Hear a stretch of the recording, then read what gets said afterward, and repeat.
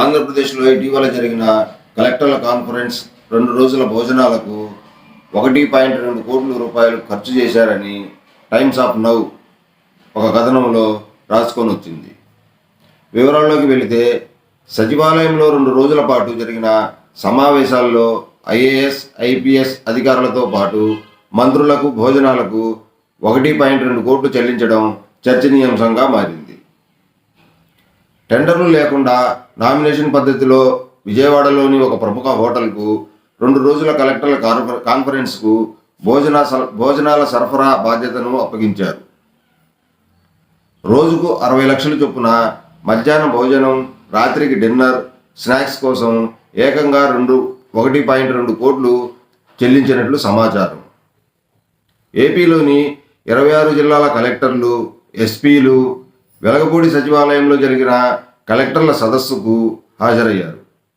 వీరితో పాటు వివిధ శాఖల కార్యదర్శులు, అధిపతులు, కమిషనర్లు, పోలీస్ శాఖలో అనుబంధ విభాగాల అధిపతులు హాజరయ్యారు. ముఖ్యమంత్రితో పాటు కేబినెట్ మంత్రులు కూడా ఈ సమావేశానికి హాజరయ్యారు.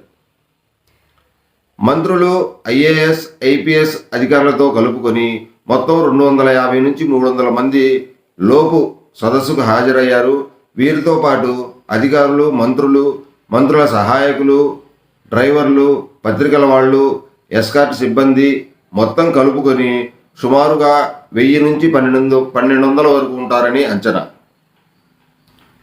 దీనిలో అసలు విషయం ఏమిటంటే, అధికారులు, మంత్రుల సహాయ సిబ్బంది ప్రత్యేకంగా వారికి ఎలాంటి భోజన సదుపాయాలు, ఏర్పాట్లు లేవు. భోజన సరఫరా కాంట్రాక్టును విజయవాడ నగరానికి చెందిన ప్రముఖ హోటల్కు అప్పగించడంతో 7 స్టార్ హోటల్కు మించిన బిల్లు వసూలు చేసినట్లుగా తెలుస్తుంది. అధికారులకు, మంత్రులకు అందించిన ఆహార నాణ్యత సంగతి తెలియకపోయినా మీడియా వాళ్లకు అందించిన భోజనాలకు ఒక్కొక్క ప్లేటుకు 3,200 రూపాయల ఖరీదుతో అందించినట్టు ప్రోటోకాల్ అధికారులు చెప్పడంతో అంతా అవాక్కయ్యారు. నాసిరకం భోజనాలకు 3,200 రూపాయల అని చర్చ కూడా జరిగింది. తాజాగా 2 రోజుల సమావేశాలకు 1.2 కోట్లు చెల్లించడం మీద YSR Congress party social media వాళ్ళు కూడా దీన్ని ట్రోలింగ్ చేస్తూ ఉన్నారు. దీనితో పాటు విజయవాడ వరదల సందర్భంగా పులిహోర ప్యాకెట్ 300 రూపాయలు అయినప్పుడు స్టార్ హోటల్ భోజనాలకు 3,200 రూపాయలు కాకుండా ఎలా ఉంటాయి? అంతేకాకుండా అక్కడ కరెంటు ఉండబట్టి సరిపోయింది కానీ, లేకపోతే ఆనాడు క్యాండిల్స్కు, అగ్గిపెట్టెలకు 23 కోట్లు ఖర్చు అయినట్లు ఇప్పుడైతే ఎంత అయ్యేదోరని వైసీపీ సోషల్ మీడియా అయితే ట్రోలింగ్ చేస్తూ ఉంది. ఈ వీడియో నచ్చితే లైక్ చేయండి, షేర్ చేయండి, సబ్స్క్రైబ్ చేసుకోండి.